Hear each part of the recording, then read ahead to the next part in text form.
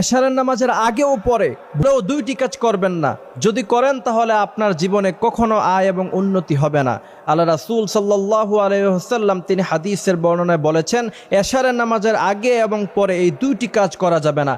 আবু দাউদ শরীফের মধ্যে 4849 নম্বর হাদিসের মধ্যে আল্লাহ রাসূল সাল্লাল্লাহু আলাইহি ওয়াসাল্লাম বলেছেন, ইয়ানহা আনিন নাওমি ক্বাবলাহা ওয়াল হাদিসি বাদাহা, অর্থাৎ এশারের নামাজের আগে এবং পরে এই দুইটি কাজ করা যাবে না।